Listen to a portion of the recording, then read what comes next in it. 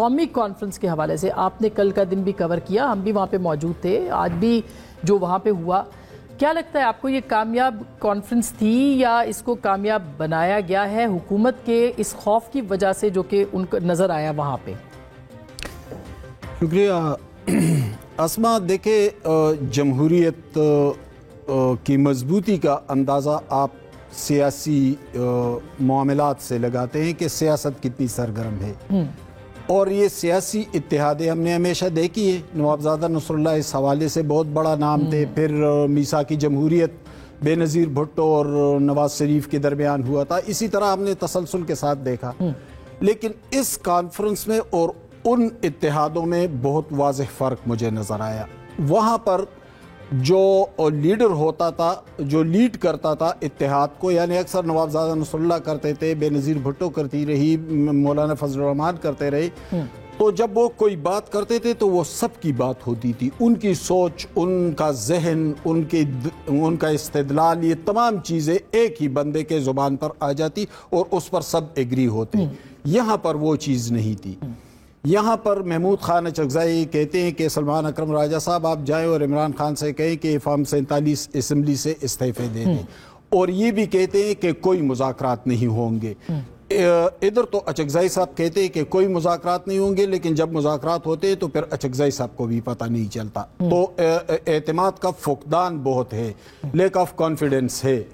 دوسری بات یہ کہ کامران مرتضیٰ نے جو باتیں کی، جو گلے شکوے کیے، انہوں نے یہ بھی کہا کہ پہلے جب آپ اقتدار میں تھے تو آپ تو اسٹیبلشمنٹ کے ساتھ ملے ہوئے تھے، آپ کو اب خیبر پختونخوا اور بلوچستان یاد آئے جب مشکل حالات سے دوچار ہوئے، آپ کو اب الیکشن یاد آئے کہ الیکشن میں ریگنگ ہوئی ہے، اس سے پہلے بھی ہوتے رہے. تو یہ تمام گلے شکوے، اور پھر بیرسٹر گور نے ایک طویل تمہید بھی باندھی اور اس کے جوابات بھی دیے. تو اس سے واضح ہو رہا ہے کہ وہ کانفیڈنس لیول نہیں ہے جو ہونا چاہیے. یعنی ماشاء اللہ ادوار میں ایم آر ڈی تحریک چلی، ایوب دور میں بھی پی ڈی ایم بنی تھی، پھر اے آر ڈی تحریک چلی. کیا مولانا سے مایوس ہو گئے پی ٹی آئی والے کیونکہ یہ اتحاد، یعنی آج ورنہ بیرسٹر گوہر یہ بات نہ کرتے، یہ موقع تھا کہ وہ اس طرح کے شکوے یہاں پہ کرتے؟ دیکھیں مولانا سے وہ تو مایوس ہوئے یا نہیں، لیکن مولانا زیادہ مایوس دکھائی دیتے. یہ جو انداز اپنایا کامران مرتضیٰ نے، وہ کہ مدلل تھا، اس میں جذباتیت نہیں تھی، اس میں استدلال تھا بہت، لیکن ان کے گلے شکوے بھی بجا ہیں.